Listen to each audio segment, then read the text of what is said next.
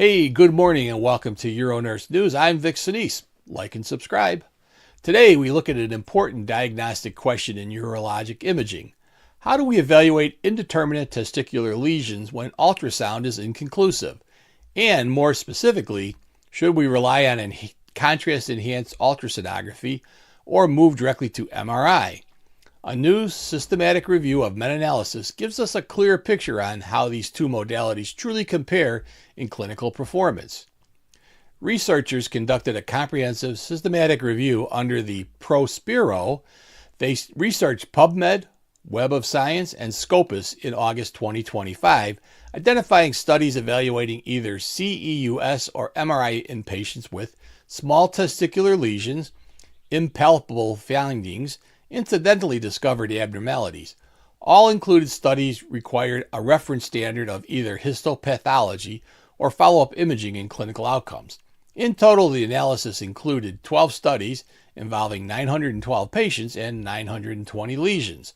Of these lesions, 279 were malignant, 641 were benign. So let's talk performance. For contrast-enhanced ultrasonography, otherwise known as CEUS, sensitivity is 90%. Specificity is 74%. For MRI, sensitivity 94%. Specificity 84%.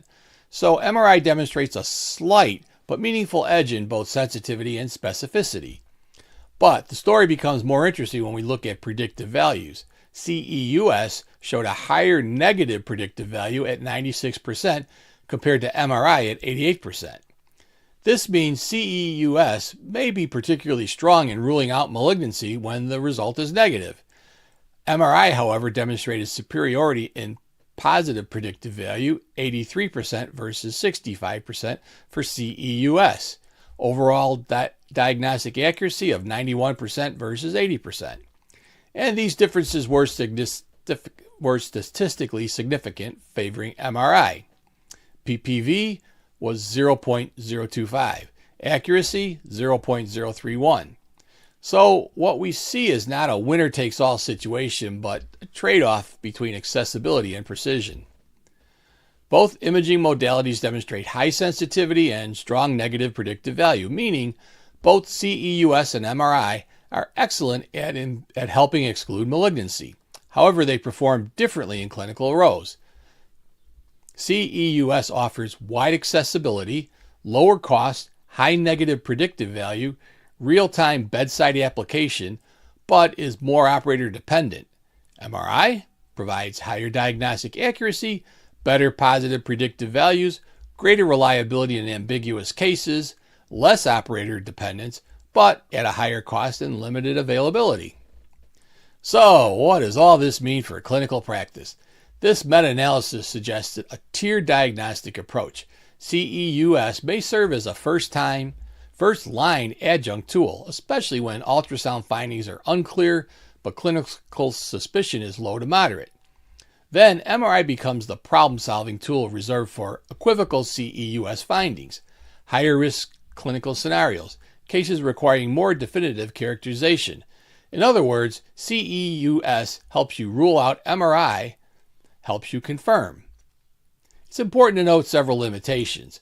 Heterogeneity in imaging protocols, operator dependency, especially in CEUS, small sample sizes across studies. These factors may influence generalizability and highlight the need for further standardized research. In conclusion, both CEUS and MRI play valuable roles in evaluating indeterminate testicular lesions. CEUS, though, stands out for accessibility and strong negative predictive value, while MRI provides higher overall diagnostic accuracy and confidence in positive findings. Together, they're not competitors, but complementary tools in modern urologic imaging. Thanks for watching. Be sure to join us every day for more. But tonight, on Dr. Jeff Talks About Sex and Intimacy, we explore a more expansive, integrative view of sexual health, moving beyond the traditional biomedical model into approaches that address the whole person. Dr. Jeff is joined by integrative psychiatrist and sexual medicine expert Barbara Bartlick, who brings a thoughtful, evidence-informed perspective on how complementary strategies can support sexual function, desire, and intimacy. Tomorrow, we dive into a condition that sounds almost unbelievable, but affects thousands of people silently every day. What happens when your body simply can't burp? It's more than just discomfort. It can mean chronic bloating, pressure, and a quality of life issue that often goes unrecognized in clinical practice.